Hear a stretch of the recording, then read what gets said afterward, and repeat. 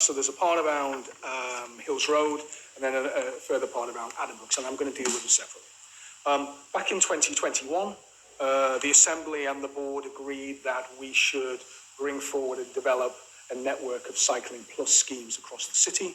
You prioritised two routes, Hills Road and the A1134 in terms of funding, and then wanted us to see if there was further funding for the rest of the routes.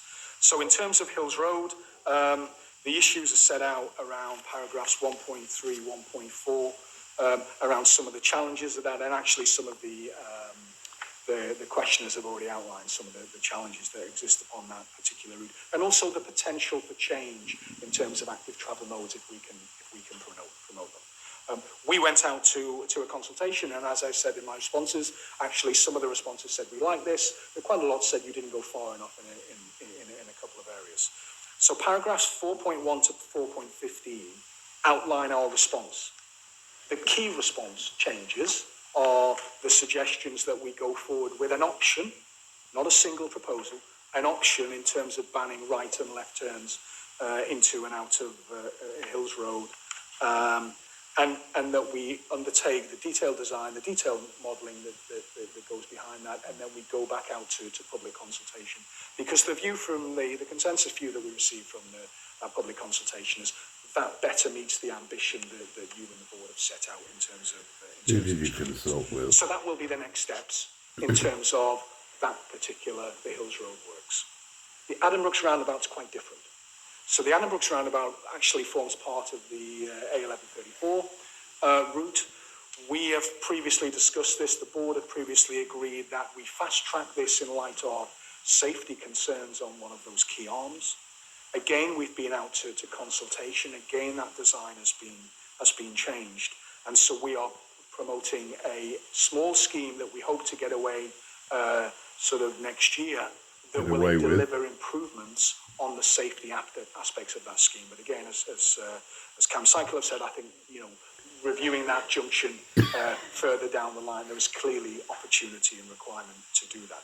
So the decision on Addenbrooks that will go to the board is a decision to deliver that scheme, not to deliver a decision for further consultation and further technical work. I'm going to stop there, Chair, and hopefully try and answer any questions. Thank you. Thank you very much, Peter.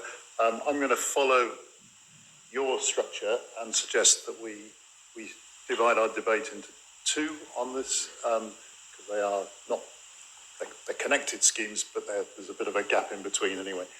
So I'm going to suggest we talk about the Hills Road scheme first, finish that, and then move on to the Addenbrooks roundabout scheme.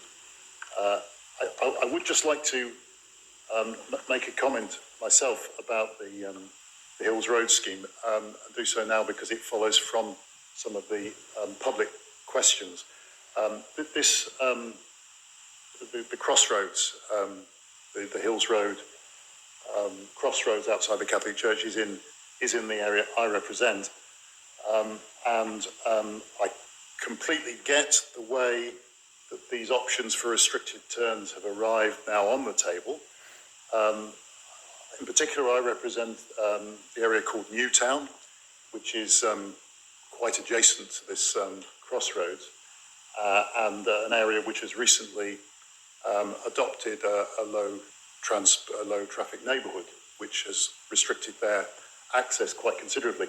Now, I have at this point no idea what the views of the residents of Newtown think about what could constitute a further restriction. It may be that because they live in the city centre, not many of them are using their cars very often. It could be that they all find that the crossroads concerned so awful to negotiate by car that they don't use it anyway. But really, they probably sat through the consultation that has taken place without realising there was an issue here as far as their access was concerned. And I think that it's a really important process point here that they should be accorded a public consultation, along with others, of course, which is just as open-minded as the public consultation that has just taken place, with this important addition in there. And I think that I'm interested, I'm going to mention the question of Brooklands Avenue. It seems to me there does need to be my book, some evaluation about the impact on Brooklands Avenue, but actually there is another road which would be impacted by diverted traffic, and that is Park Terrace, which is also in the area I represent. That is quite a narrow road. It's also taking a very high proportion of the city centre's bus routes, and would therefore take all the traffic, or most of the traffic, exiting from the Grand Arcade car park. And so I think we need to be careful about what we do, because we could be suppressing public transport in another place by. Doesn't Rachel look very interested? And I would love to hear that the restrictions on turns at that Catholic Church crossroads, I mean, maybe they would actually improve the experience of the crossroad for most motorists, actually, by having fewer turns. But I do just think that all that stuff needs to be out on the table so that people can make up their mind. Yes, the benefits sound great, but we just need to be sure that we know what is in both sides of the balance before we opt to that. So, Peter, can you give some assurance around that? I'm happy to give that assurance, Chair. I mean, when we run consultations, it's important that we listen. And so we've run a consultation, and people have told us, actually, there's a couple of junctions where you're not going far enough.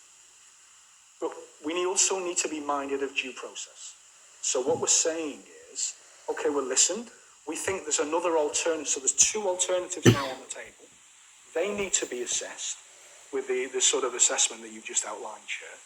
And then we need to be asking people again, because everybody needs to be given the opportunity. Not that we had a back pocket idea and we're now going to throw it at people. No, we've gone through a process of we've listened, we've changed a proposition, or we've developed a proposition. Actually, you listen to Chem Cycle. We do that thorough assessment, and then we present it to people again, and we give them the opportunity as well as all that information. So yes, Chair, that will happen. You'll get loads of Thank it. you very much. So, other contributions? So, Annika, and then Christopher, and then Neil. Annika. Thank you, Chair. I was just encouraged to see that within this document, and relating to the Greenways as well, that the local members are being consulted about this. And I think the Chair's comments in relation to this specific one show how important it is. So I just wanted to comment, so thank you for that, and I hope it continues. Thanks, Annika. Christopher? Thank you. I fully endorse the thinking behind the proposals talking about here on Hills Road, and recognise that possibly the improvements, if they can be called that made a few years ago, didn't necessarily make the junction work better for all users. I noticed and would particularly draw attention support to the question, reference in a couple of the questions earlier from the public about the importance to recognise there are many users of our roads for all sorts of things, and would urge that any design here recognises that the city does also need this, which is a major junction in the city, that the traffic does flow for all the different types of users. We need it to be safe, of course, but we also need it to work so the city can function, so that we don't have the situation, Chair, that you just referenced, where people just find another way around the problem, which is, of course, linked to Brooklands Avenue. I would finally just comment out to make sure when we reconsult on this, consultation, of course, as we reference it here, refers to it as Cycling Plus, and that possibly narrows down the number of people who feel that it's appropriate to consult with it. Or well said, Christopher. So renaming that would be probably really helpful to get a broader sense of input. Thank you. Yeah, we call it Chem Cycles. Thanks, Christopher. Wish list. Then I've got Neil. Thank you, Chair. I could, following on from that, start with Brooklands Avenue. The footpaths are quite narrow. These are shared pathways, and I know there are large trees there and various constraints, but I would also urge a look at that route all the way along, see how we can better make use of it for active transport. There is clearly going to be an impact. On county, we've heard a lot from bus operators about the Hills Road, Lensfield Road, and even back to Trumpington Junction. And I think allowing buses to move more freely does have a lot of knock-on effects, and including encouraging people to make that choice rather than get into their private motor car. So it's not just about moving cars to other places. So I think this is important.